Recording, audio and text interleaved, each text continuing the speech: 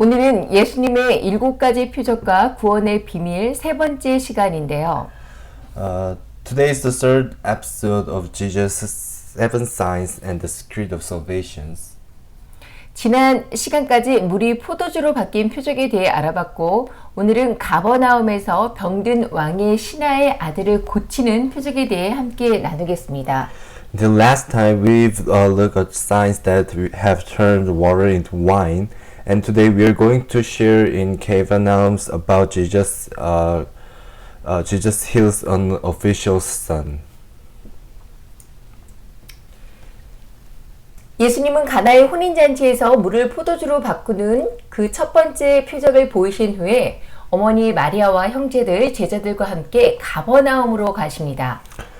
Jesus goes to Capernaum with his mother's Mary and brothers and disciples after showing his first sign of turning water into wine at the wedding feast in Cana. 그 후 유월절을 맞아 예루살렘으로 올라가신 후에 그곳에서 제1차 성전을 깨끗하게 하시는데요. After that, he went to Jerusalem to celebrate the Passover, and he cleaned up the temples. 이스라엘 사람들이 처음 가나안 땅을 정복하고 정착했을 때 그들의 신앙은 경건했지만 시간의 흐름에 따라서 그들은 서서히 변절되었습니다. When the Israelites first conquered it and settled the land of Canaan, their faith was revered, but they slowly deteriorated over time. 사사기의 역사가 바로 그 변질의 역사를 증명하고 있고요. 이러한 현상은 이스라엘 역대 왕들의 시대에도 명백하게 나타났죠. The history of Judge proves the very history of metamorphosis. This was evidence in the day of all the kings of Israel. 그들이 처음 가나안 땅에 들어왔을 때 하나님의 말씀에 순종했던 그 이스라엘의 신앙은 그 시간의 흐름과 이방 문화의 그 교류에 따라서 변질되어 왔습니다. So the faith of Israelites, which obeyed God's words when they first entered Canaan, gradually changed over time and with foreign cultures and exchanges. 왜 이런 현상이 일어났을까요? What is this happening? 그것은 인간의 그 부패한 죄의 본성 때문이었는데요. It's because of the nature of humans' corrupted sins. 인간의 그 부패한 본성은 아무리 좋은 것이 있어도 서서히 시간이 흐르면 본래의 것을 조금씩 변화시킵니다. So no matter how good thing is there, the human nature it is genuinely changed the original little by little over the time. 그래서 오랜 시간이 흐른 뒤에는 본래의 것과는 다른 형태로 이렇게 변질이 되는데요. So after a long time, it changed in a different way from the original. 오늘 본문에 나오는 하나님의 성전의 풍경이 그 한 예입니다. So this is one example is the view of the God's temples from the today's verse. 오늘 본문에 나오는 사람들, 하나님의 성전 안에서 양과 소와 비둘기를 파는 사람들과 그 형태의 시초는 좋은 의도로 만들어졌을 거예요. The people who are selling sheep, cows, and pigeons in God's temple, and the beginning of behavior have been made with good intentions. 유대인의 명절인 유월절은 하나님께서 구별하신 날이었습니다. So the Passover, a Jewish holiday, was a day of God's distinguished. 그래서 이날 모든 이스라엘 사람들은 하나님께서 지정하신 곳인 예루살렘에 모여서 유월절을 지켰습니다. So on these days, all Israelites gathered in Jerusalem, and the place designed by God to observe the Passover. 그리고 그때 필요한 것이 바로 흠이 없는 양과 소였죠. And at that time, we need the flawless sheep and cows. 그런데 그들이 그 이스라엘 각지에서 예루살렘으로 모여야 했기 때문에 어떤 사람들은 돈을 가지고 와서 예루살렘에서 하나님께 드릴 양과 소를 샀습니다. But because they had to gather in Jerusalem from all parts of Israel, Some people brought the money and bought the cow and sheep for the gods in Jerusalem. 이것은 인간이 보는 합리적인 관점에서 보면 아주 먼 지역에 사는 이스라엘 사람들에게 바람직한 일이라고 생각할 수 있어요. This is more desirable for the Israelites who live in very remote area from the rational points of human beings. 왜냐하면 먼 지역에서 유월절 양이나 소를 몰고 오다 보면 도리어 하나님께 드릴 예물에 흠이 생길 가능성이 높았기 때문입니다. Because there was a possibility that the gift to God could be damaged while they're traveling with a sheep or cow in distance range. 예루살렘 근처에 와서 흠이 없는 양과 소를 사서 하나님께 드리는 것이 더 나을 수 있어 보이죠? It could have been better to come near Jerusalem and buy a flawless sheep and cow and give to God. 성전의 장사치들은 바로 이런 목적으로 생겨났는데요. And that's exactly what the merchants of the temple were born for. 하지만 이런 좋은 의도는 예루살렘으로 양과 소를 몰고 오는 사람들이 적고 도리어 양과 소를 사는 사람들이 많아짐에 따라서 장사꾼들은 수요의 많음을 이용해서 더 많은 돈을 벌려고 가격을 올렸고 하나님께 제물로 드릴 수 없는 양과 소를 팔기도 했습니다. So, but this is good intentions was that the fewer people drove sheep and cow to Jerusalem, and more people bought sheep and cow. Merchants raised the price to make more money from the high demand and sold sheep and cows that they could not sacrifice to God. 그런데 이런 일이 벌어진 곳이 지금 어디라고 본문은 말씀하고 있나요? But where does that happen? Where does that happen when we see the Bible verse? 14절에 보면 성전 안이라고 말씀하십니다. So when we see the chapter verse 14, we can see the inside of the temple. 하나님의 성전 밖에서 일어난 것이 아니라 하나님의 성전 안에서 일어났다는 것입니다. It did not happen the outside of the God's temple, but inside of God's temple. 이것은 당시 예루살렘의 성전이 하나님의 성전으로서의 제 기능을 하지 못했다라는 것을 의미하고 있는데요. So this means that the temple of Jerusalem at that time did not functioning as God's temple. 하나님의 성전은 하나님께 제사를 드리고 하나님과 교제를 하는 곳이었습니다. So actually the God's temple was a place to offer the sacrifice to God and engage with God. 그런데 오랜 불신앙이 그 시간이 흐른 후 이스라엘 사람들은 본래 가지고 있던 경건의 모습을 이미 상실했습니다. But after a long period of disbelief, the Israelites have already lost their original pioneers. 하나님의 성전에서 이것을 보신 예수님께서 얼마나 가슴이 아프셨고 분노하셨을까요? So how heartbreak and anger Jesus Christ must have been when he saw this in God's temple. 성전에는 소와 양과 비둘기를 팔고 있었던 사람들이 그 물건을 팔기 위한 외침, 그 물건을 사기 위한 이스라엘 사람들의 외침, 소와 양의 울음소리로 가득 차 있었습니다. So the temple was full of cries for the sales of goods from those who were selling cows, sheep, and pigeons, and the cries of the Israelites by goods and the cries of the cow and sheep. 하나님의 성전 안에 시장의 모습이 있었던 거죠. There seems like a marketplace in the God's temple.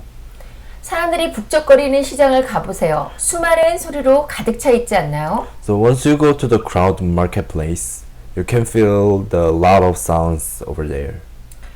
물론 이곳은 우리가 주변에서 볼 수 있는 시장의 모습과는 달랐겠지만 역시 그곳에도 수많은 소음으로 가득 차 있었을 것입니다. Of course, this would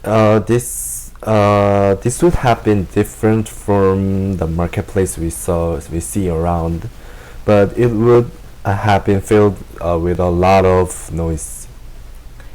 참 경건의 모습은 사라졌고 하나님께 제사를 드리기만 하면 된다는 생각을 가진 사람들의 외식이 그곳에 가득 차 있었습니다. So the appearance of the true purity disappeared, and the things dining out of people who thought that they only had to offer sacrifice to God was full there. 더구나 하나님께 드려지는 제물도 온전할 리가 없었을 거예요. 수요가 많아지면 공급되는 양의 질이 떨어지는 것처럼 장사꾼들은 하나님께 드리지 못할 소와 양과 비둘기도 팔았습니다. So moreover, the sacrifice offered to God could not have been intact. Just as the quality of the quantity supplies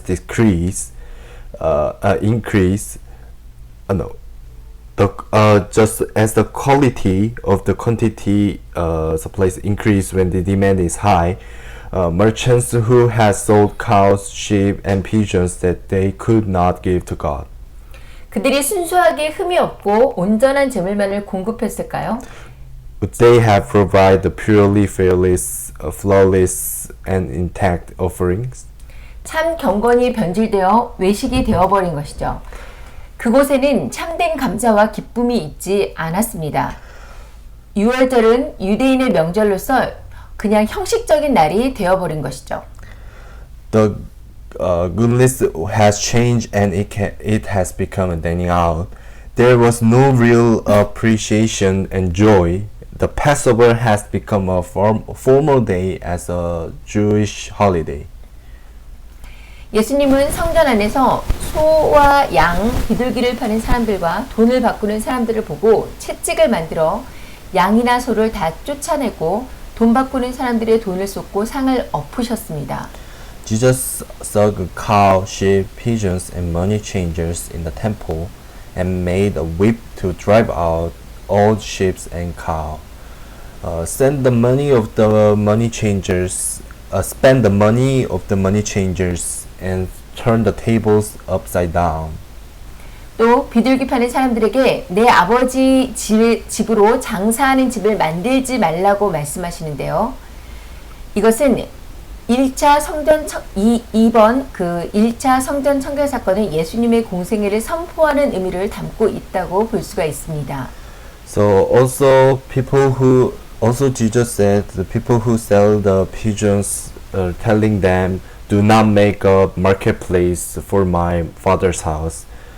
So this first purification of the temple can be seen as a sign of the declaring Jesus' first public life. 예수님은 신앙의 핵심 장소인 성전에서 자행된 악행을 과감하게 공개적으로 책망하시면서 그런 일들을 주도하는 제사장 등 기득권의 무리와 대립했고 예수님의 신적 권위와 메시아로서의 자신을 선포하고 있습니다. Jesus boldly and openly rebuked the evil deeds committed in the temple, a key place of faith, and confronted the group of vested interests, including the priests who lead them. He proclaimed Jesus' divine the authority and himself as a Messiah.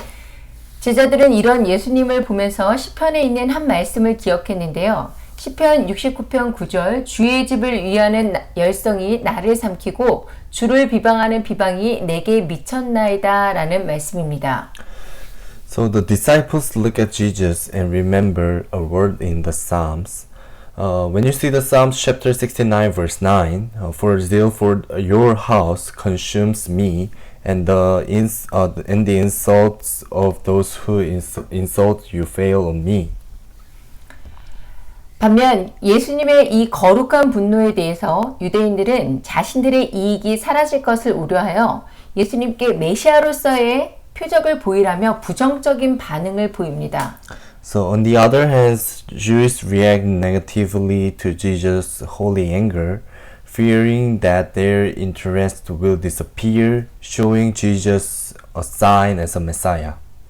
예수님은 너희가 이 성전을 헐라 내가 사흘 동안에 일으키리라 라고 말씀하시는데요. Jesus says that destroy this temple and I will raise it again in the 3 days. 여기에서 주님께서 말씀하신 성전은 헬라어 나오스입니다. 이것은 앞에 그 14절 성전 안에서 장사를 하고 있었다 할 때 나오는 그 성전과는 좀 다른데요. 그 성전은 히에론입니다. 약간 다르죠? So the temple that Lord say here is naos in the Greek language. This is a little bit different from the Bible, the Herons, which was mentioned in the previous verse 14.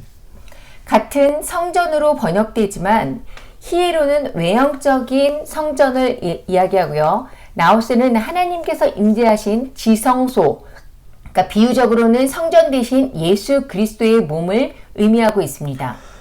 So it is translated into the same temples, but the Heron means the outer temples, but the naos means the body of the Jesus Christ, who is intellectual place where God was present and figuratively the temple.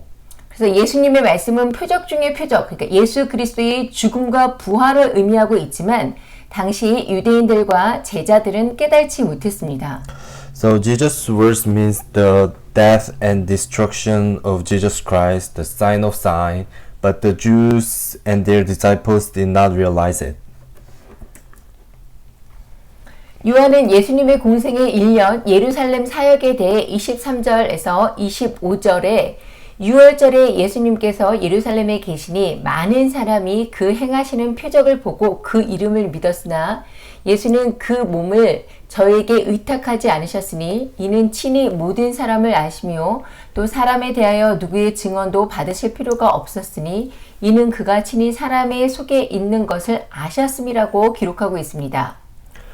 So and then Book of John said John said of Jesus' first year the public life in Jerusalem is written in the verse 23 verse 25.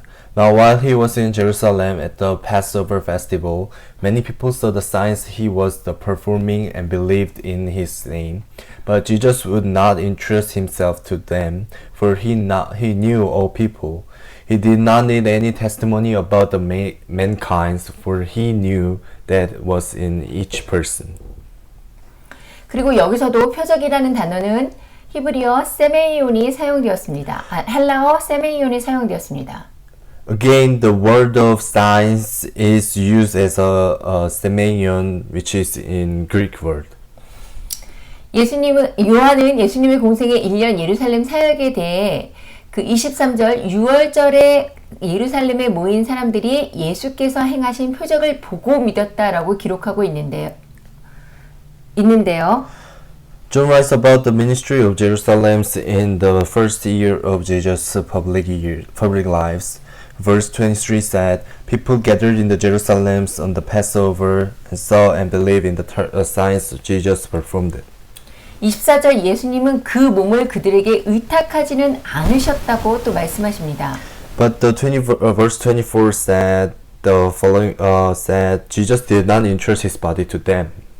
많은 사람들이 예수님이 행하시는 표적을 보고 예수님의 이름을 믿었지만 예수님은 그의 몸을 의탁하지 않으셨다라는 것이죠. So many people believed his name when they saw the sign of Jesus Christ was doing, but Jesus did not entrust his body. 여기에서 의탁하다는 단어는 23절에 믿었다는 단어와 동일한 헬라어 파스티오가 사용되어졌습니다. However, the word entrust in the verse 23 is in the past, and the grammatically form of verse 24 entrust in unfinished profession. 이 파스티오는 믿다, 확신하다, 신뢰하다, 그리고 자신을 맡기다라는 뜻을 가지고 있습니다. So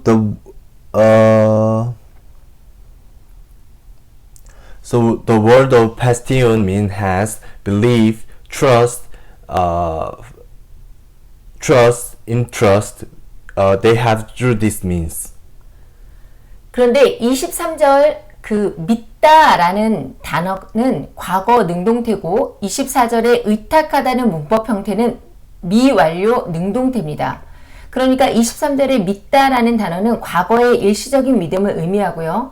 이런 일시적인 믿음에 대해서 예수님은 신뢰하지 않으셨다라는 것이죠. However, the word believe in verse 23 is active in the past, and the grammatically formed of verse 24 interest in unfinished provisions. 같은 단어 파스티오가 사용됐지만 그 믿음의 형태가 다르다는 것입니다. So the same word, the past tense, has been used, but the format has been different. 이런 그 일시적인 믿음에 대해서 예수님은 신뢰하지 않으셨습니다. Jesus Christ does not trust the temporary belief. 예수님은 예루살렘에서 표적을 보고 예수님을 믿었다고 할 때 그 믿음이 사람들의 믿음이 어떤 믿음인지 아셨다는 것입니다. When Jesus saw a sign in Jerusalem and said he believed in Jesus, he knew what his faith is. It was. 이들의 믿음은 우리가 지난 시간 살펴본 가나의 혼인잔치에서 물이 포도주로 변한 표적을 보고 제자들이 가진 믿음과는 전혀 다른 맥락이었는데요. Their beliefs are completely different from the beliefs of their disciples when they saw the sign of water turning into wine at the Canaan wedding feast that we looked at the last time. 제자들은 성경과 또 침례 요한의 증거를 통해서 메시아를 향한 비전을 가진 사람들로 친히 예수님으로부터 부르심과 택하심을 받은 사람들이었고 예수님께서 행하신 첫 번째 표적, 그러니까 물이 포도주로 변화시킨 표적이 무엇을 뜻하는지를 깨달았습니다. So the disciples, through the Bible and also through the evidence of John the Baptist, knew what the Lord meant by the first signs he had done, the sign who had transformed wine into water, as those who had a vision for the Messiah, who had been the called and chosen by Jesus. 하지만 6월절에 예루살렘에 모여든 많은 사람들은 예수님이 행하신 표적을 보고 표적을 통해 보아야 할 것은 보지 않고 일시적이거나 예수님의 능력을 통해 내 문제가 해결되고 내 삶이 만사 형통할 것이라는 필요에 의한 믿음이었고 이런 믿음을 예수님은 인정하지 않으셨던 것입니다. So, however, many people who gathered in Jerusalem on Passover did not see what Jesus had to see through the sign, but believed in the need of temporally or through his ability to solve my problems and my life to be all right, and Jesus did not acknowledge this belief. 예수님은 또 예수님의 표적을 보고 찾아온 바리새인 니고데모를 만나서 거듭남의 설교를 하십니다. Jesus also met the Nicodemo persons who came to see Jesus' sign and preached a sermon of born again. 이후 유대 지방에서 사역하시다가 백척과 핍박이 더해지고 침례 요한이 투옥되자 다시 갈릴리로 떠나시는데요. So after this, he left for the Galilee again when John was thrown into prison. 요한이 기록한 그 예루살렘의 두 번째 표적을 보기 전에 먼저 이 표적과 연관되어지는 수가성 여인에 대해서 알아보겠습니다. So before we look at the second sign of Jesus recorded by the John, let's first look at the city of Siga woman. 당시 이스라엘 유대인들은 사마리아인을 이방인과 피가 섞인 사람들이라고 해서 멸시하고 무시했습니다. So at that time, Israelites despised and ignored the Samaritans because they were mixed with the strangers and blood. 그래서 갈릴리 지역에서 예루살렘을 갈 경우에는 사마리아를 통과하지 않고 멀리 돌아서 갈 정도로 그렇게 사마리아 사람들을 싫어했죠. So they hated it so much that if they went from Galilee to Jerusalem, they would not pass through the Samaria and go back so far. 지리적으로 사마리아는 남쪽 유대와 북쪽 갈릴리의 중간에 위치한 지역이어서 예루살렘에서 갈릴리로 갈 경우 사마리아를 간통하면 3일 정도면 도달할 수 있지만 유대인들은 사마리아인들에 대한 적개심과 멸시 때문에 대부분 일주일 정도가 되는 일주일 정도 걸리는 베레아 지역을 통과하는 길로 통행을 했습니다. So geographically, Samaria is located in the middle of the southern Judah and North Galilee. So if you go from Jerusalem to Galilee, you would reach the Samaria in about 3 days. But the Jews passed through the Berea, which is mostly about a week for the hostility and the contempt for the Samaritan. 하지만 예수님은 제자들과 갈릴리로 가시면서 이스라엘 사람들이 이용하는 베레아 지역의 우회로가 아닌 사마리아를 거치시는데요. But Jesus goes to Galilee with his disciples and goes through the Samaria, not the Berea area bypassed used by the Israelites. 요한은 4장 4절 예수님이 반드시 사마리아를 거쳐야 하는 이유가 있다고 기록을 했습니다. John chapter 4 verse 4 said, for right that there is a reason why Jesus must go through Samaria. 예수님은 반드시 사마리아를 통과해야 할 목적이 있으셨고 이 중간 수가성에 사는 여인을 만나게 됩니다. Jesus had the purpose of having to pass through the Samaria, and he met a woman who lived in Sychar. 요한복음 4장 5절에서 7절을 읽겠습니다. Let's read John chapter 4 verse 5.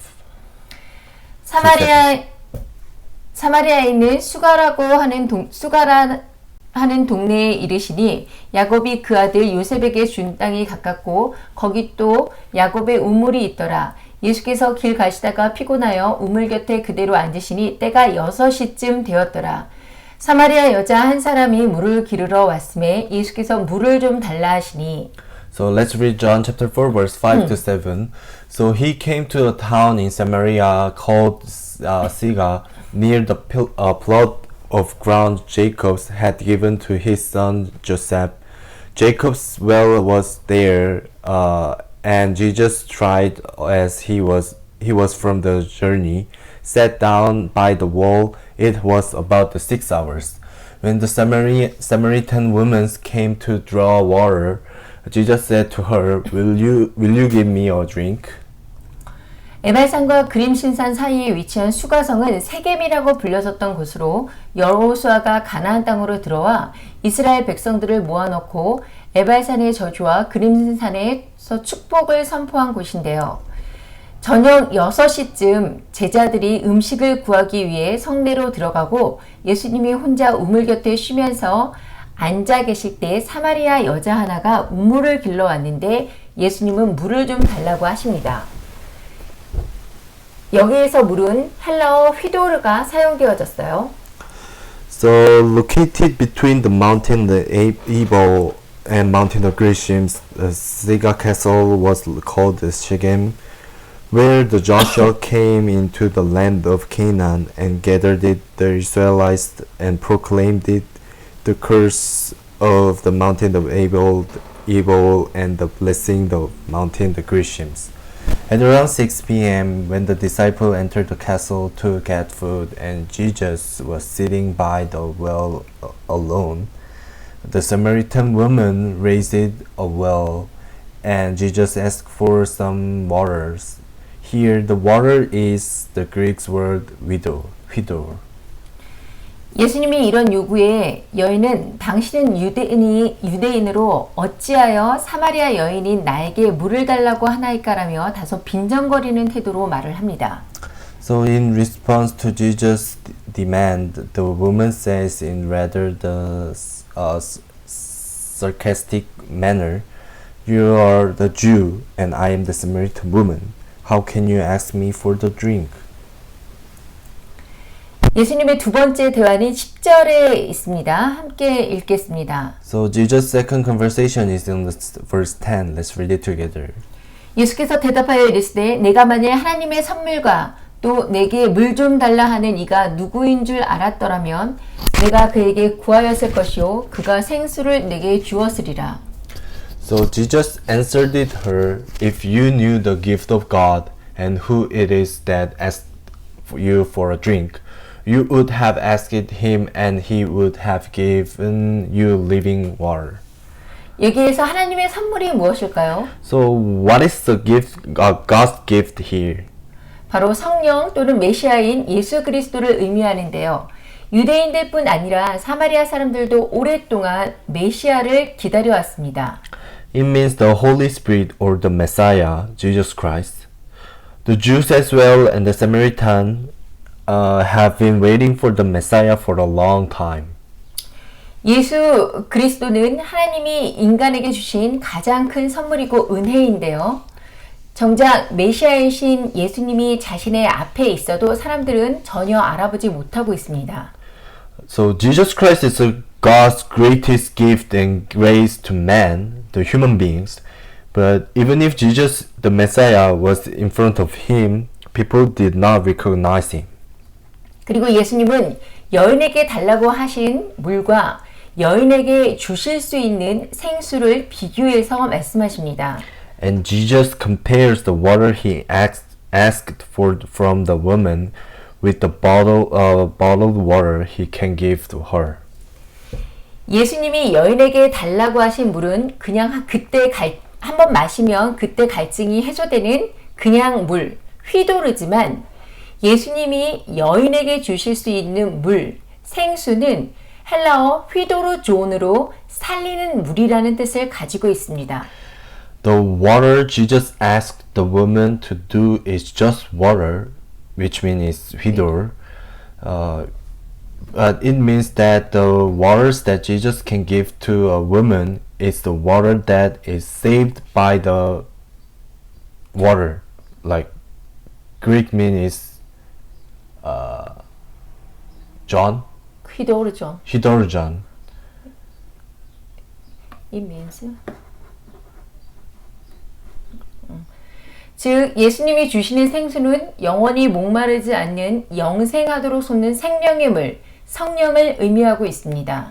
So in the other words, the bottled water given by Jesus means the Holy Spirit, the water of life that rises to live forever and not thirsty.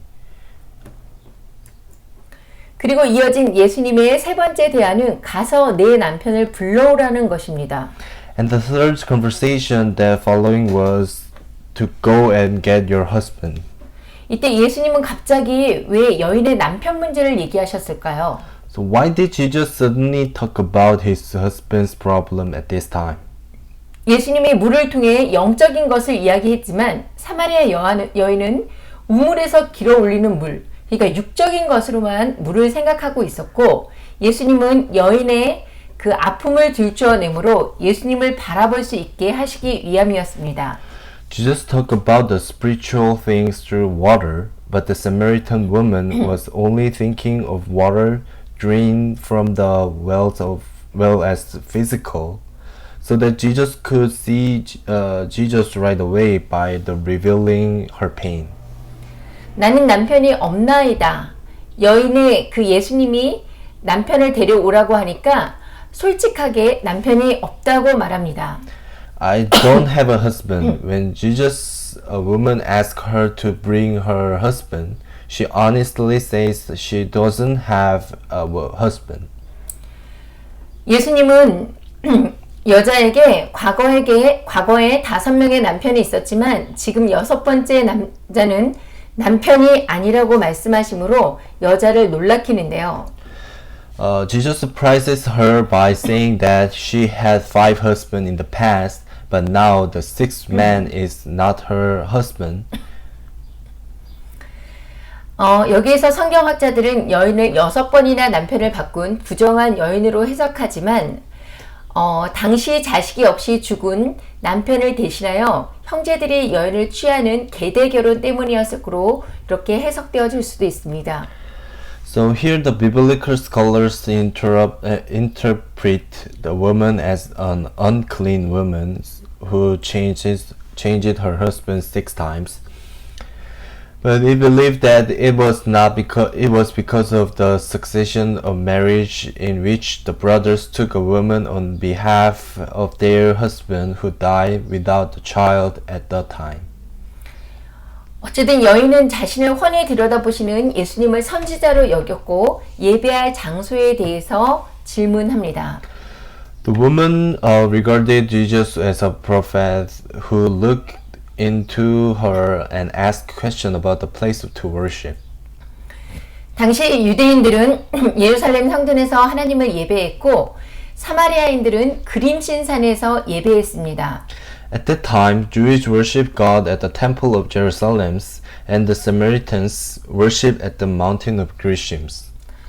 여인은 같은 하나님을 믿으면서 다른 장소에서 예배하는 것에 고민이 있었고 선지자로 여겨지는 예수님에게 답을 구하고자 했습니다. The woman believed in the same God and was worried about the worshipping in different places, and tried to ask Jesus, who was considered a prophet, for answer. 예수님은 아버지께 참되게 예배하는 자들은 영과 진리로 예배할 때가 오나니 곧 이때라. 아버지께서는 자기에게 이렇게 예배하는 자들을 찾으시니라고 말씀하시며 그린신산도 예루살렘도 아니고 하나님을 예배하는 자들이 영과 진리로 예배해야 한다라고 말씀하십니다. So Jesus said, "Yet a time is coming and has now come when the true worshippers will worship the Father in spirit and truth, for they are the kind of worshippers the Father seeks. And those who worship God, not a Samaritan's mountain, not a what's that? 예루살렘. Not a mountain of Gerizim or Jerusalem, must worship with the spirit and truth. 그러니까 예배의 핵심은 장소가 문제가 아니라는 것이죠. The point is that the point of worship is that it is not about the place. 예수님의 답을 들은 여인은 메시아 이야기를 꺼내는데요. 당시 유대인들과 사마리아인들의 공통적인 대망은 곧 메시아가 오시는 것이었습니다. The woman who hears Jesus' answer brings up the story of Messiah. The common aspiration of the Jews and Samaritans at the time was the arrival of Messiah. 당시 이들은 자신들을 구원 메시아를 자신들을 구원할 메시아를 기다리고 있었고 여인은 그 메시아가 오면 알려달라고 이렇게 이야기를 하는데요. At that time, they were waiting for the salvation Messiah, and the woman told them to let them know when the Messiah come. 예수님은 내가 그라라고 말씀하십니다. 여기서 내가 무엇이다에 해당하는 헬라어 에고 에이미는 구약의 히브리어로 표현하면 야훼입니다. So Jesus said, "I am He. I who speak to you am He." So I am He. The Greek words ego eimi for I am is Yahweh in the Hebrew for the Old Testament. 모세가 시내산에서 하나님을 만났을 때 야훼, I am who I am 이라고 하신 것과 같은 것이죠. When Moses met God on the mountain of Sinai, he said, "Yahweh, I am who I am." 70인역 번역 셉투아진트 헬라어 성경을 보면 출애굽기 3장 14절 여호와 나는 스스로 있는 자라는 히브리어가 여기서 에고 야훼 그러니까 히브리어를 에고 에이미로 번역하고 있습니다. So if you look at the Septuagint, Exodus chapter 3 verse 14, Jehovah, I am translating the Hebrew word Yahweh. No, 에고에미. 모세가 이때 엄청난 경외감을 느낀 것처럼 Just as Moses was in great awe at this moment, 수가성 여인도 예수님의 그 에고 에이미의 말씀에 항아리를 버려두고 마을로 뛰어갔습니다. The woman also left the jar and ran to the castle when she heard Jesus echo Amy. 그리고 확신으로 자신의 일을 증거하며 마을 사람들을 예수님께 인도하는데요. And she led the villagers to Jesus, proving his work with the conviction. 39절에서 42절 함께 읽겠습니다. Let's read it, chapter 39 to verse 20. Chapter 4, verse 39 to 42. 여자의 말이 내가 행한 모든 것을 그가 내게 말하였다 증언하므로 그 동네 중에 많은 사마리아인들이 예수를 믿는지라.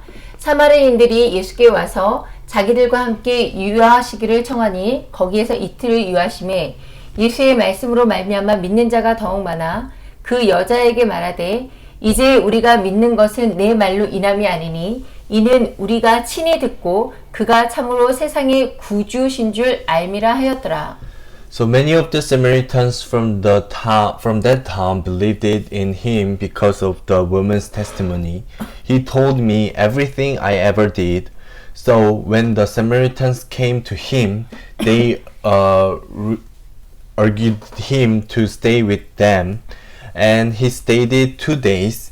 And because of his words, many more become believers.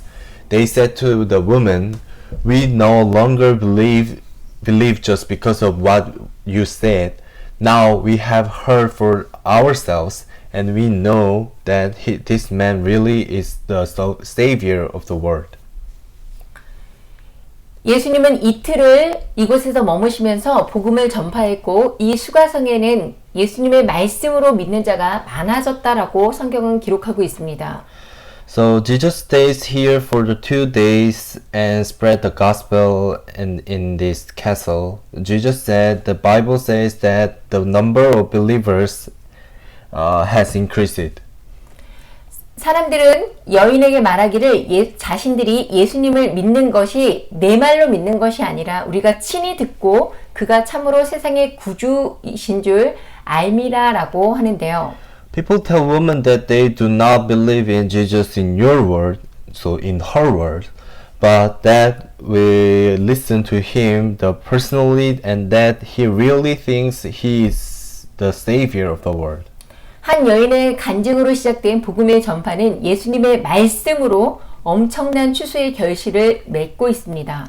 The spread of the gospel, which began with a woman's testimony, bears the fruit of a great harvest with the words of God. 여기에서 예수님은 어떤 표적이나 기적을 보이지 않으셨어요. The Jesus did not show any other signs or miracles. 사마리아인들은 표적을 보지 못했지만 예수님의 말씀을 듣고 그분이 메시아임을 믿었습니다. The Samaritans did not see any other signs, but they heard Jesus and believed that he was the Messiah. 그런데 갈릴리에서의 상황은 좀 달라집니다. But things were different in Galilee. 두 번째 표적이 일어난 장소는 가나와 가버나움인데요. The second sign occurred in Cana and Capernaum. 모두 예수님의 고향인 나사렛과 함께 갈릴리 지방에 속한 곳이었습니다. All of them belonging to the province of Galilee, along with the Nazareth, the home of Jesus. 가나는 첫 번째 표적을 행하셨던 혼인잔치가 열렸던 곳이지만요. 유대인들이 혐오했던 사마리아인들조차 선지자여 메시아로 칭송했던 예수님께서는 이 갈릴리 지방에서 많은 인정을 받지 못하셨습니다. Cana is where the first sign wedding was held, but even the Samaritans that the Jew hated were prophets, and Jesus, who was praised as a Messiah, was not recognized in this Galilean region. 그래서 이곳에서 예수님이 메시아임을 알리는 또 한 번의 중요한 표적이 필요한 상황이었는데요. So here we need another important sign to announce that Jesus was the Messiah. 요한이 기록한 예수님의 두 번째 표적의 배경이 되는 장소는 가나지만 놀라운 표적이 일어난 장소는 가버나움입니다. So Canaan is the background of the second sign of Jesus recorded by John, but the place where the amazing signs took place is Capernaum.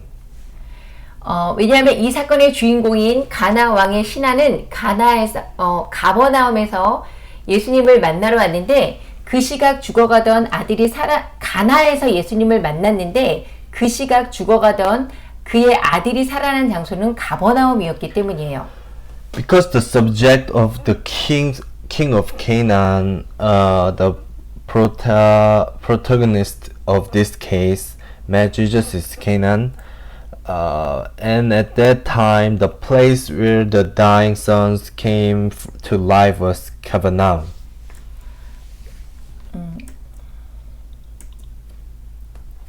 먼저 이 사건의 주인공인 왕의 신하가 섬겼던 그 왕이 누구였는지에 대해서는 여러 가지 견해가 있는데요.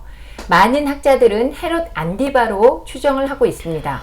So first, there's a lot of different opinions about who the king was served by the king, the subjects, and many scholars assume that it was the Herod Antipa. 이 사건이 일어나기 바로 얼마 전 침례 요한은 왕의 잘못된 결혼을 지적하다가 투옥되었는데요. 이때 요한을 투옥시킨 장본인인 그 왕이 바로 헤롯 안디바였고 예수님께서는 여우라고 부르신 자였습니다. Shortly before this, John the Baptist was imprisoned for pointing out the king's wrong marriage, and the king who imprisoned John was the Herod Antipas, the man Jesus called the fox. 바로 그 왕의 신하가 오늘 이야기의 주인공으로 보통 오늘날 학자들은 예수님을 찾아온 이 왕의 신하에 대해서 헤롯 왕의 친척 또는 행정을 담당했던 궁중관리로 당시 고위 공무원이었던 것으로 추정을 하고 있습니다. The king's servant is the protagonist of today's story, and the scholars today assume him as a relative of King Herod or a court official who was in charge of administration, a high-ranking official at that time. 요한복음 4장 46절에서 48절을 다 함께 한 목소리로 읽겠습니다. Let's read John chapter 4 verse 46 to 48. 46절과 47절 읽겠습니다. 46 to 47. Let's read it. 예수께서 다시 갈릴리 가나에 이르시기 전에 물로 포도주를 만드신 곳이라 왕의 신하가 있어 그의 아들이 가버나움에서 병들었더니 그가 예수께서 유대로부터 갈릴리로 오셨다는 것을 듣고 가서 청하되 내려오셔서 내 아들의 병을 고쳐주소서 하니 그가 거의 죽게 되었습니다. Once where he visited the Cana in Galilee, where he had turned the water into wine, and there was a certain royal official whose son lay sick at the Capernaum. When this man heard that Jesus had arrived in Galilee from Judah, he went to him and begged him to come and heal his son, who was close to death. 여러분 도대체 이 왕의 신하는 예수님을 어떻게 알고 예수님을 만나기 위해 가나까지 서둘러 달려가 만났던 것일까요? So how did he know how did King servant know Jesus is arriving in Canaan, and then how rushed to Canaan to meet him?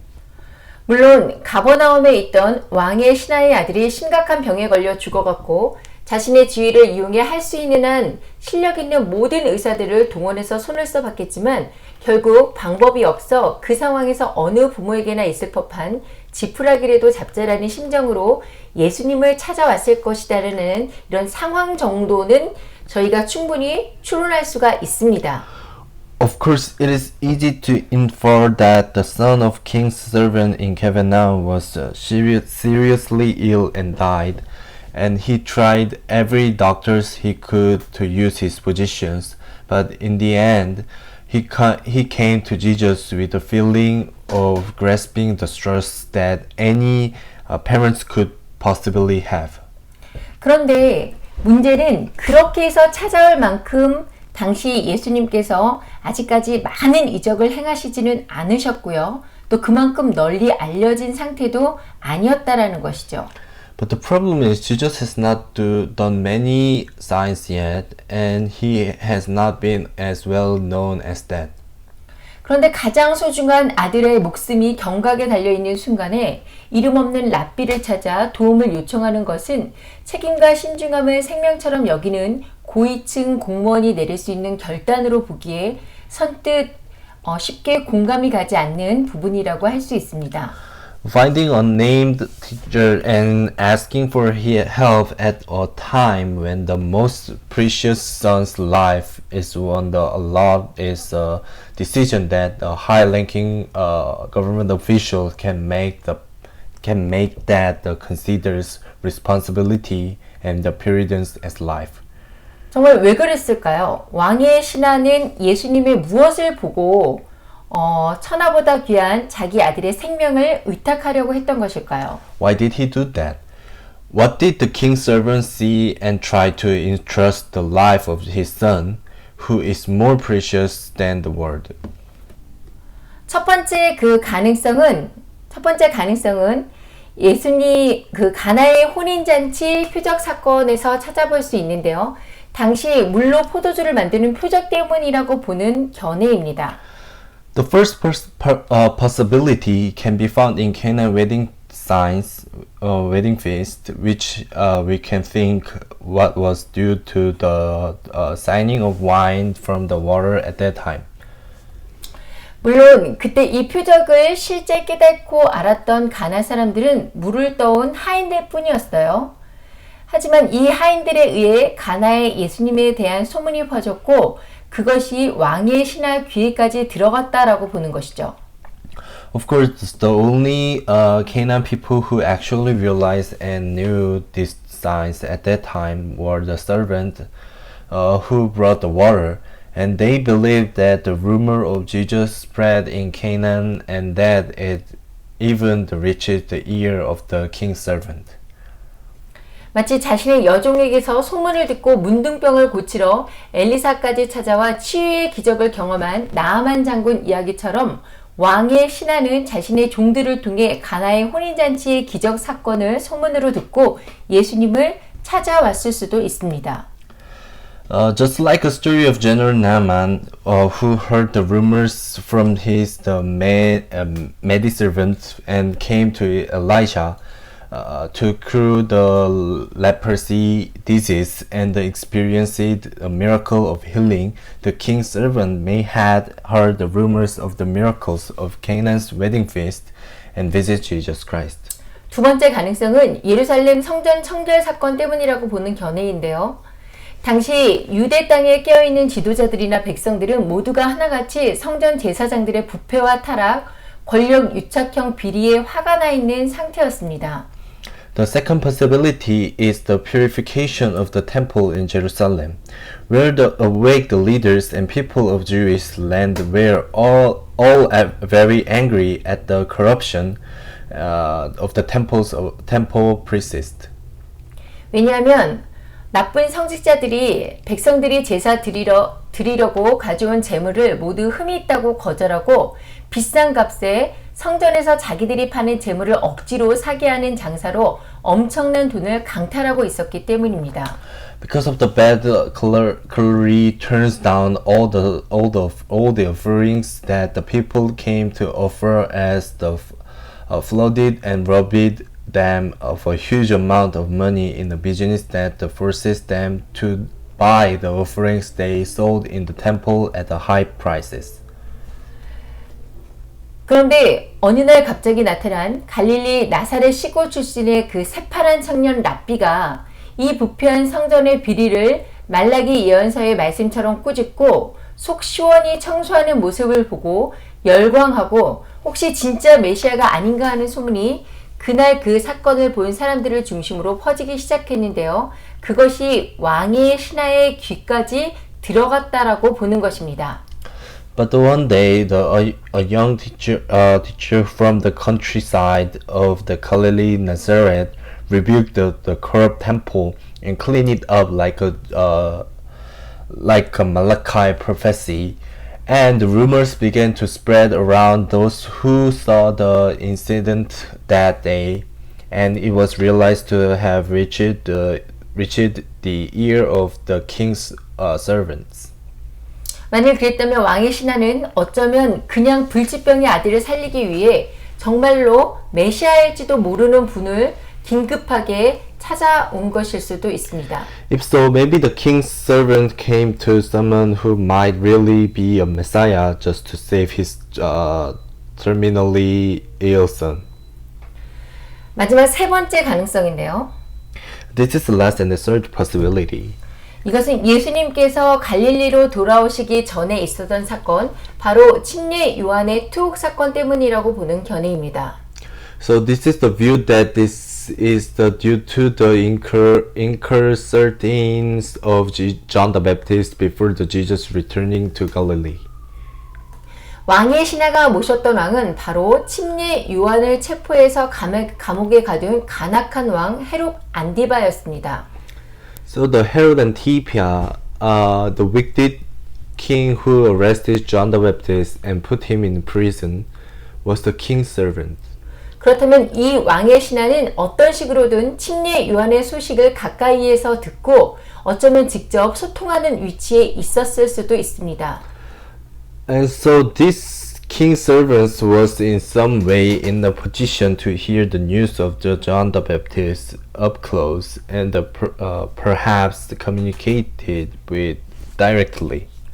당시 예수님에 대해 잘 모르던 사람들의 그 이스라엘 땅 유대인들은 침례 요한을 메시아로 알고 있을 정도로 무척 그 침례 요한을 존경하고 추앙했었는데요.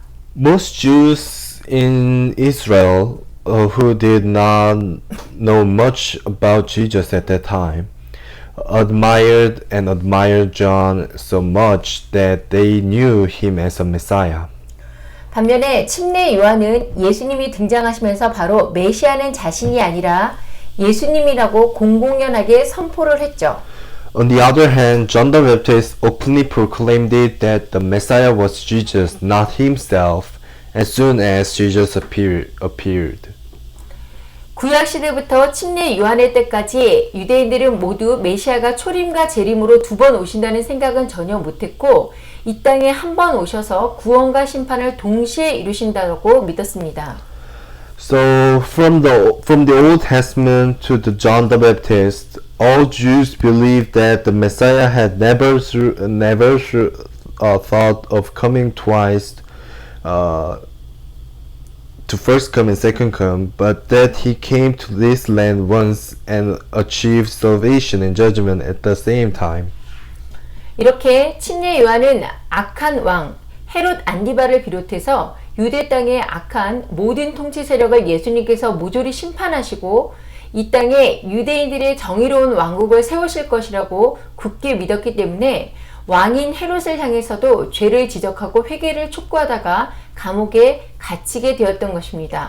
John was imprisoned for pointing out sins and urging the repentance to Herod the king, because he firmly believed that Jesus would judge all the evil rulers of the Jewish land, including Herod Antipas, and establish a just kingdom of Jews in this land.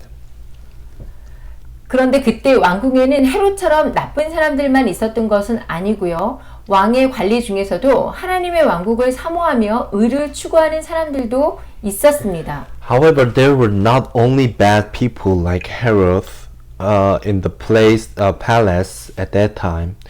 Some of king's servants, like officials, adored the kingdom of God and pursued the righteousness. 아합의 때에 하나님을 경외하여 그 엘리야를 도왔던 그 오바댜처럼 이 요한의 침례 요한의 투옥 사건을 안타까워하면서 불의한 권력에 희생된 침례 요한 같은 의인들을 돕는 숨은 의인들 중에 한 사람이 바로 오늘 이야기의 주인공 왕의 신하였고, 그래서 침례 요한이 진짜 하나님의 어린 양 메시아라고 지목한 예수님을 찾아갔던 것은 혹시 아닐까요?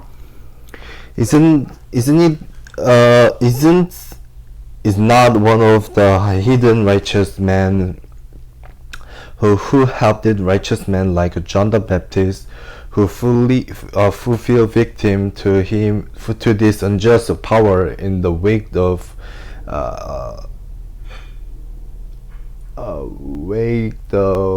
Vadia. Regarding the imprisonment of John the Baptist, the king's servant who identified Jesus as the true Lamb of God, the Messiah. 그렇다면 예수님을 직접 만나뵌 그의 실제 믿음의 상태는 어땠을까요? So what was his actual state of faith when he met Jesus in person? 그것을 알 수 있는 단서는 요한복음 4장 48절 예수께서 이르시되 너희는 표적과 기사를 보지 못하면 도무지 믿지 아니하리라는 말씀을 통해서 알 수가 있는데요. So we can check it out at verse 48. Unless you people see miracles, signs, and wonders, Jesus told him, you will never believe. 이게 무슨 말씀일까요? 예수님께서 메시아라는 믿음이 어느 정도 있었으니까 당연히 죽어가는 아들을 살리기 위해 예수님을 찾아간 것일 텐데, 그리고 그것에 대해서 예수님도 아실 텐데 다 아시면서 갑자기 왜 이런 말씀을 하셨을까요? So what does this mean? Jesus had some faith in Messiah, so of course he knew that he came all the way here to save his dying son. But why did he say this all of a sudden when he knew that? 여기에서 우리는 두 가지 중요한 사실을 발견하게 됩니다. And here we can find out two important facts. 하나는 왕의 신하는 당시 갈릴리에 있던 다른 유대인들과 마찬가지로 볼품없는 모습의 예수님을 실제로 만나 뵙고 메시아로 아직 완전히 확신하지 못하고 있는 상태였다라는 것입니다. So one is that the king's servants, like the other Jews in Galilee at that time, actually met Jesus who looked ugly. The fact is that he was not completely sure yet about the Messiah. 자신들이 생각하고 기대했던 메시아의 모습과는 너무 달라서 실망했을 수도 있습니다. Jesus was different, so they may have been disappointed because of the difference of the Messiah they expected.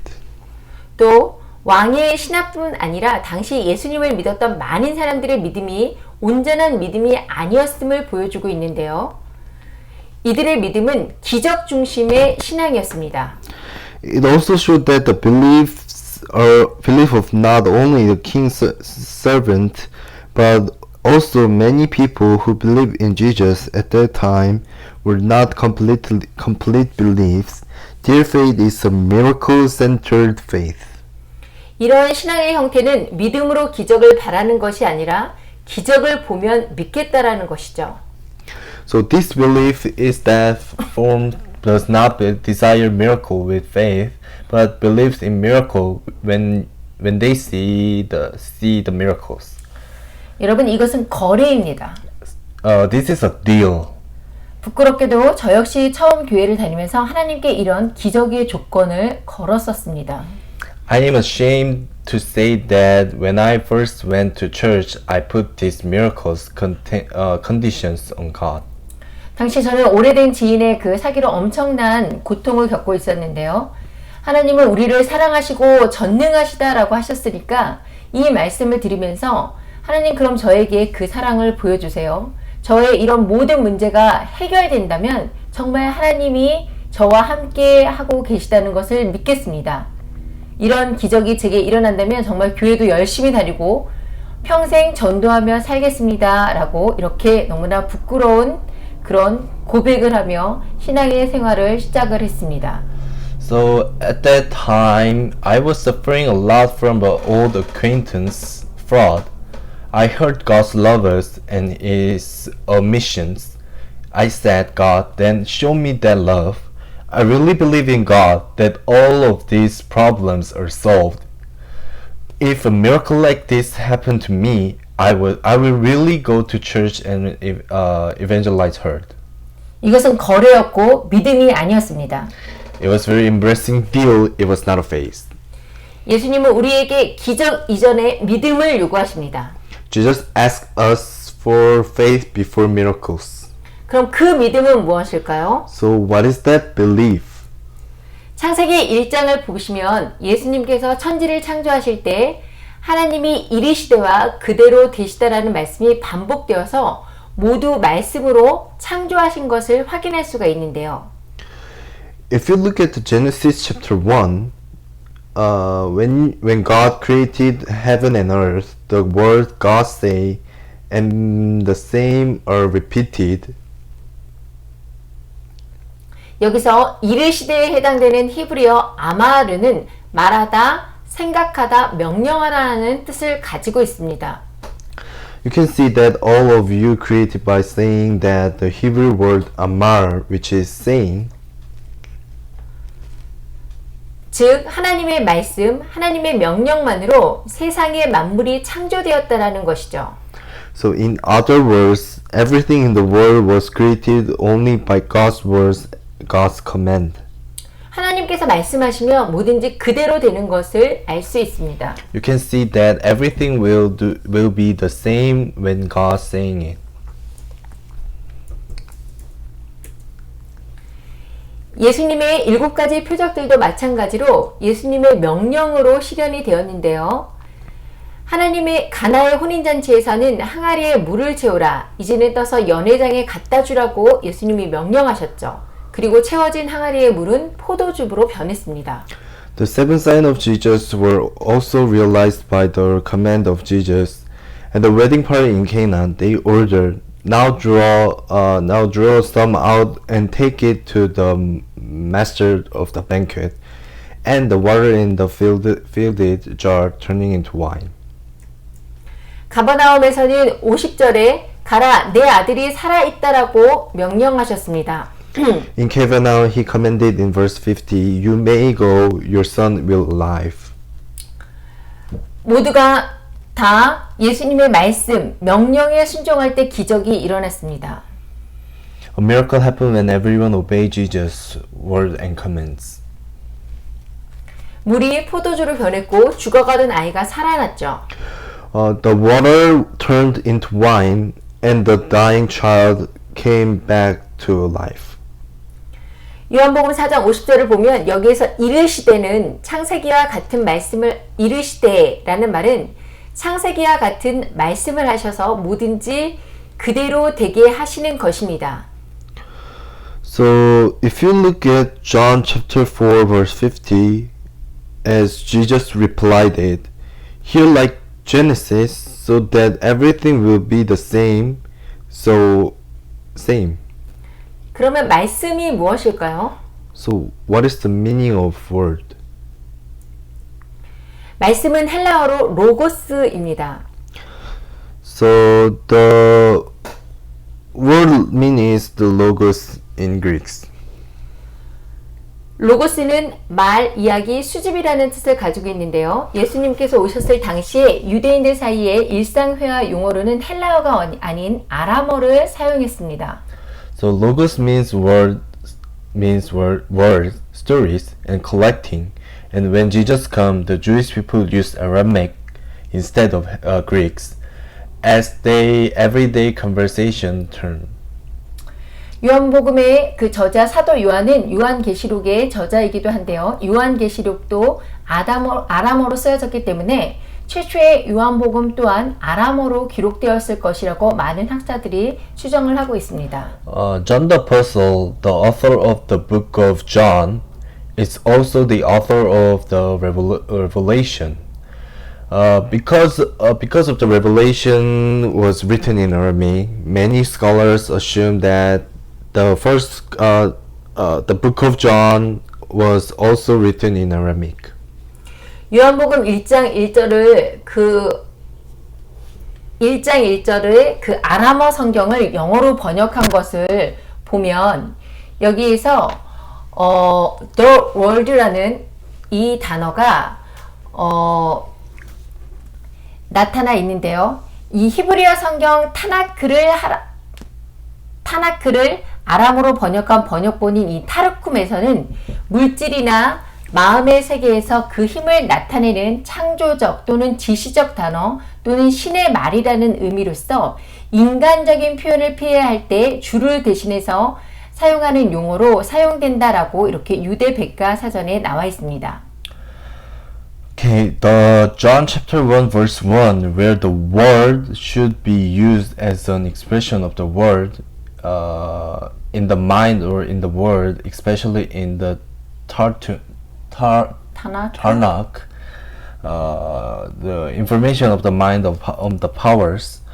John chapter 1 verse 1 translating the Aramaic Bible in English into Korean is the word existing the origin and the word existing with God and the word itself was God.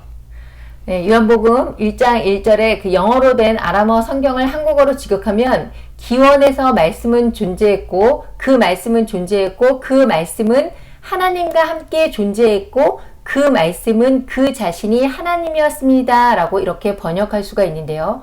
이 말은 결국 태초에 말씀으로 존재하셨던 성자 하나님의 속성을 분명하게 계시해주고 있는 표현이라고 할 수 있습니다. In the end, this word can be said to be an expression that clearly reveals the attributes of the saint God which exists as a word in the beginning. 요한복음 1장 그 14절을 보면 말씀이 육신이 되어 라는 말이 있는데요. 이것은 즉 태초에 말씀으로 존재하셨던 하나님께서 육신이 되었다라는 말씀입니다. So John chapter 1 verse 14 says, Word have become flesh, which means that God who exists as word in the beginning has been flesh. 결국 요한복음 1장 2절 3절 여기에서 그 연속적으로 나오는 그는 말씀, 그러니까 하나님과 함께 계셨던 예수님을 의미하고 있죠. So eventually John chapter 1 verse 2 and 3 the continuous he here mean is Jesus Christ.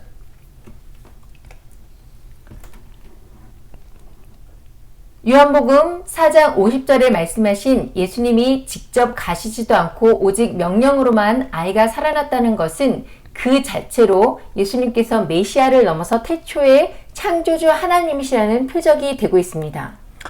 John chapter 4 verse 50, the fact that Jesus, the word of the gospel, did not go in person and that the child was revealed only by order is itself a sign of Jesus is being the creator God of the beginning beyond the Messiah. 그래서 이것을 두 번째 표적이라고 하는 것입니다. So this is called that's why it is called the second sign. 거기다가 집으로 가는 동안 예수님께서 따라가지 않으셨죠. And on the way home, Jesus did not follow.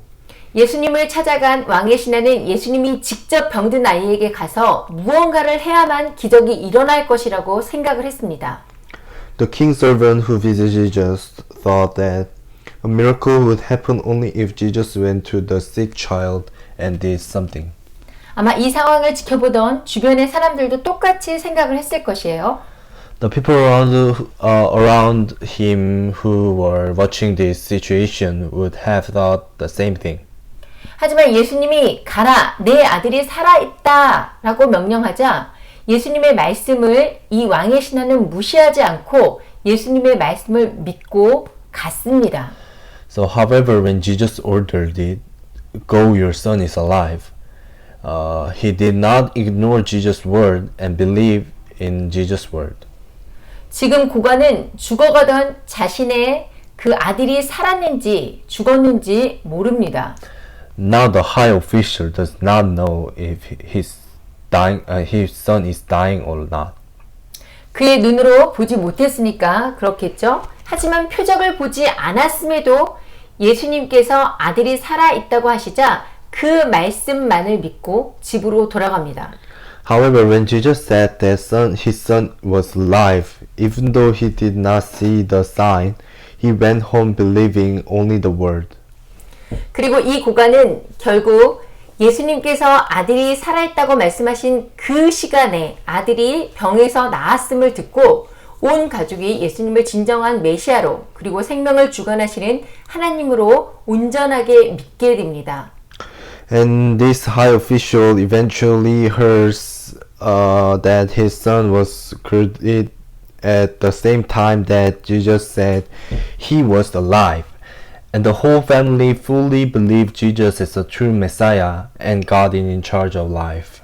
그런데 여기서 우리가 생각해 볼 중요한 사실이 한 가지 더 있는데요.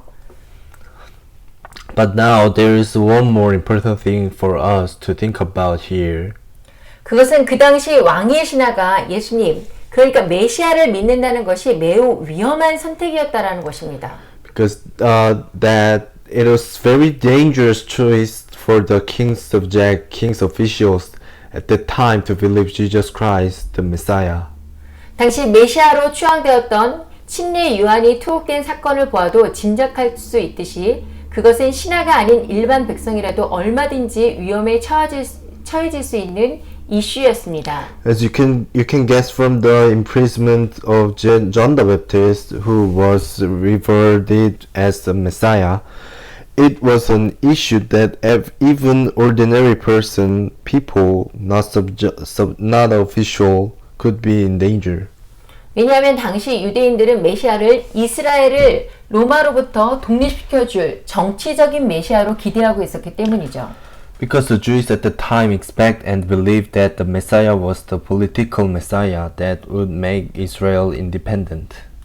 자칫하면 쉽게 정치범으로 몰릴 수 있는 이런 상황에서 자신과 자기 가족들이 헤롯 왕이 아닌 예수님을 메시아, 즉 왕으로 믿었다는 것이 성경에 기록되었다는 사실은 왕의 신하가 그 당시 주변 사람들이 모두 알도록 공개적으로 믿었다라는 것을 반증하고 있는데요.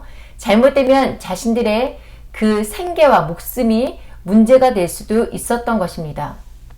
The fact that he and his family believed Jesus, not King Herod, as Messiah, in this situation where they could easily be considered political prisoners, proves that the king's subject openly believed that everyone around him knew at the time, and that could have been the problem with his livelihood. 그러나 왕의 신하는 자신과 자신의 가족의 목숨과 위험을 감수할 정도로 예수님을 절실하게 믿었고 그 믿음이 지속되었음을 짐작하게 하는 증거들이 있습니다.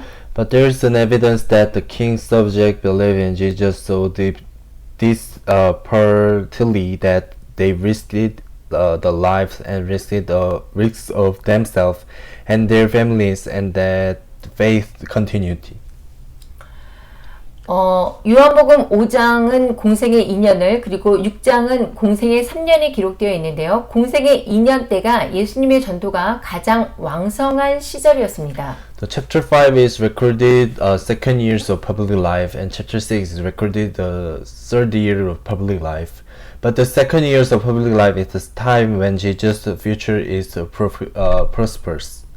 공생의 2년에서 3년 사이에 침례 요한이 헤롯 안디바 왕에게 죽임을 당했어요.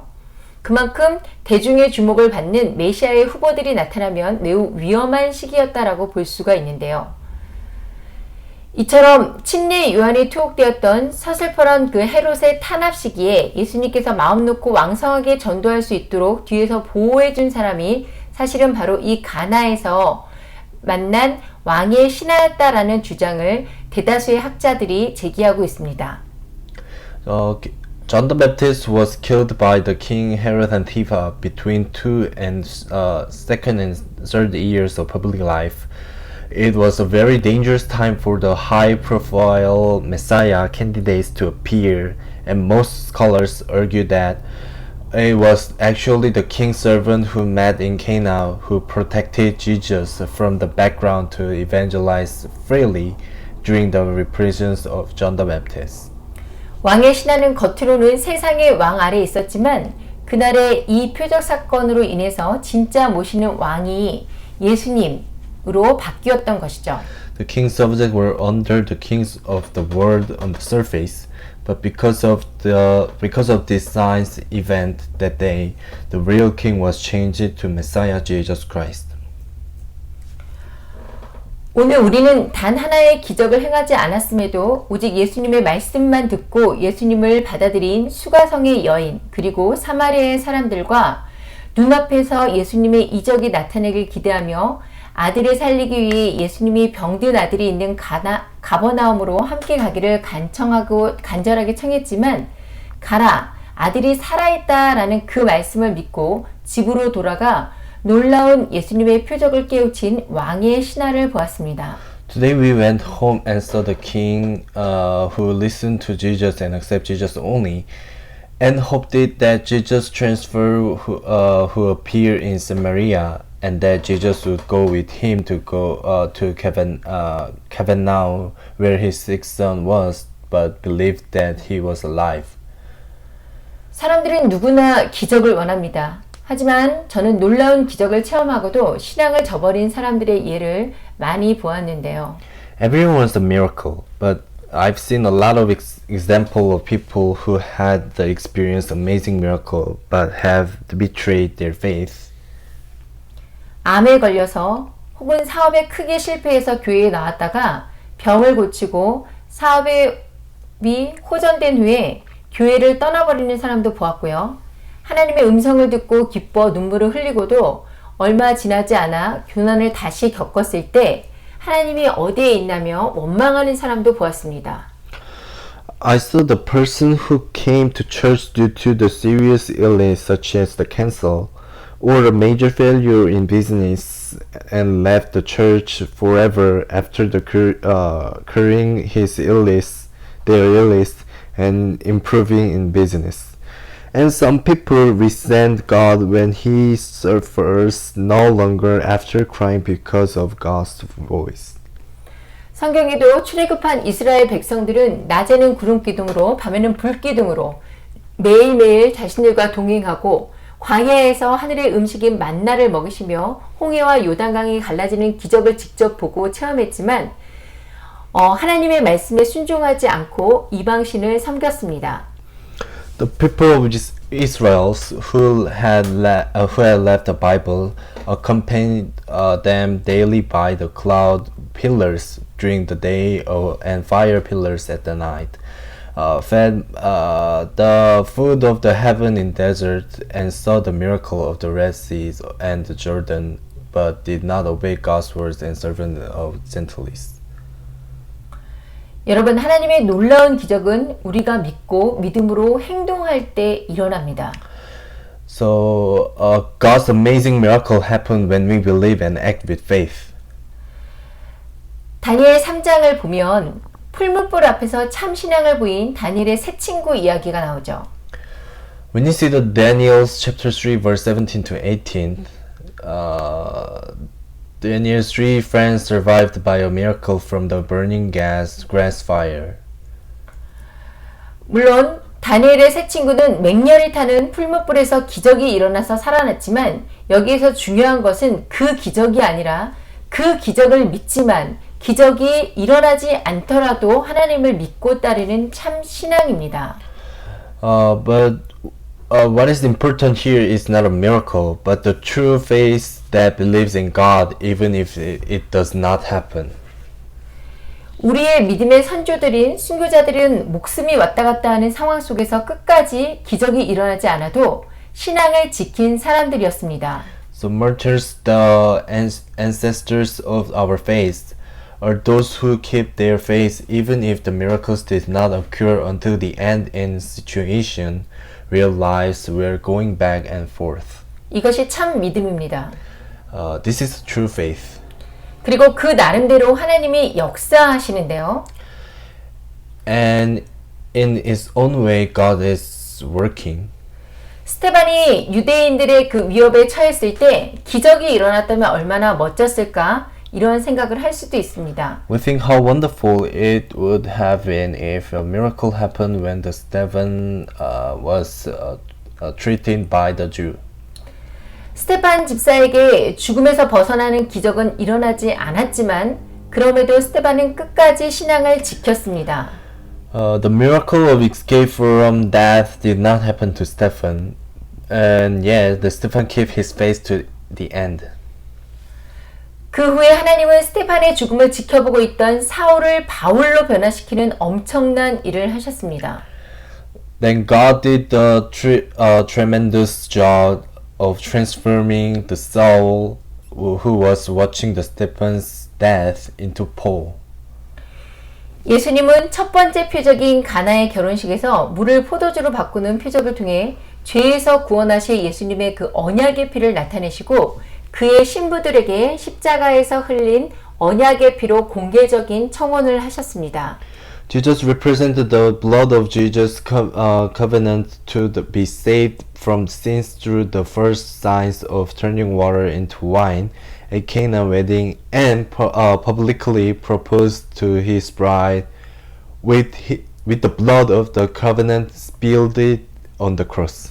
그리고 두 번째 표적을 통해서 우리의 생명을 말씀으로 창조하신 하나님을 드러내시면서 눈으로 보여지는 표적과 이적이 아닌 진정한 말씀으로 우리의 믿음이 변화되고 성장하기를 원하시고 있습니다.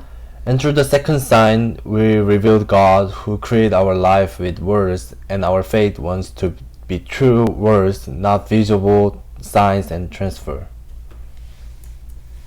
계시록 13장을 보면 용과 바다에서 올라온 짐승 그리고 땅에서 올라온 짐승이 등장하죠.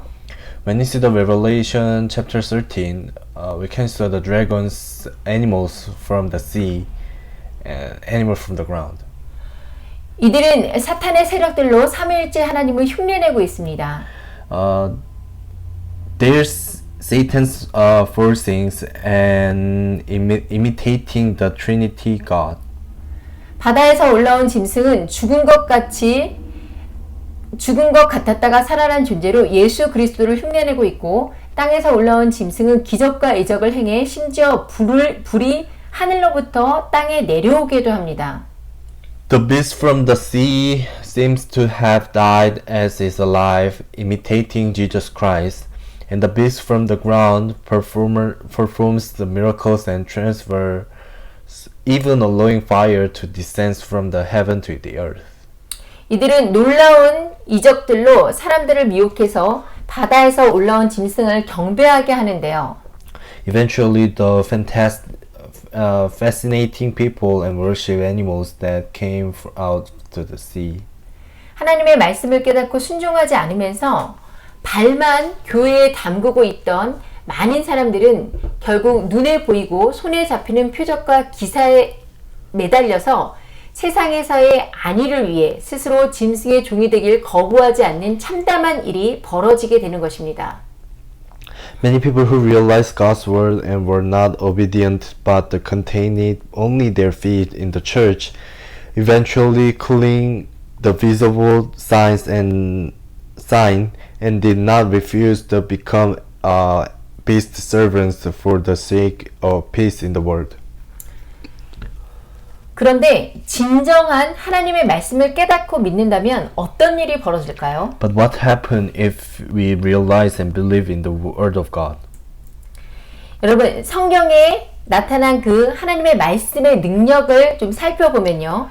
When you see the word of ability in the Bible, 하나님의 말씀은 살아있고 운동력이 있고 능치 못함이 없다라고 이렇게 기록되어 있습니다. the word of God is living and active, and nothing is impossible. 네, 능치 못함이 없어요. Nothing is impossible. 또 두 번째, 마음의 생각과 뜻을 감찰하십니다. And it is judging the thought and wills. 또 우리의 죄를 깨닫게 하시죠. And make someone realize own sins. 네 번째, 거듭나게 하십니다. And reforming, like being born again. 다섯 번째, 믿음이 생기게 하시죠. It makes a faith 여섯 번째, 거룩하게 하십니다. and make it holy. 일곱 번째, 우리를 다시 그 죄에서 돌이키셔서 범죄하지 않게 하십니다. 진정한 회개를 말씀하시죠. And we repented from our sins, like we do not committed our sin. 여덟 번째, 우리의 영혼의 양식이 되십니다. To be the fruit of our soul, 또 우리에게 진정한 평안과 위로를 주시죠. give us peace and the comfort. 결국 이 말씀에 예수님의 그 진정한 그 말씀의 능력을 믿고 예수님의 말씀대로 행하는 자들은 마지막 때 믿음의 상속자가 될 수 있는 것입니다. So, so really, once we followed the word of ability in the last day, 가나 왕의 그 신하의 아들을 말씀으로 고치시고 생명을 주신 예수님. 예수님은 창조의 말씀이시고 동시에 심판의 말씀이십니다. Jesus, who is the son of servant of King of Canaan, which word and gave life, is the word of creation at the same time the word of judgment. 마지막 때 진정한 믿음으로 예수님이 주시는 그 생수로 끝까지 믿음의 선한 싸움을 싸우고 우리 자신에게 주어진 사명을 다해서 의의 면류관을 받으시길 예수님의 이름으로 축복합니다. At the end, I bless you in the name of Jesus Christ that you will fight the good fight of faith with the bottled water that Jesus gives you with the true faith and receive the crowns of righteousness by fulfilling your missions.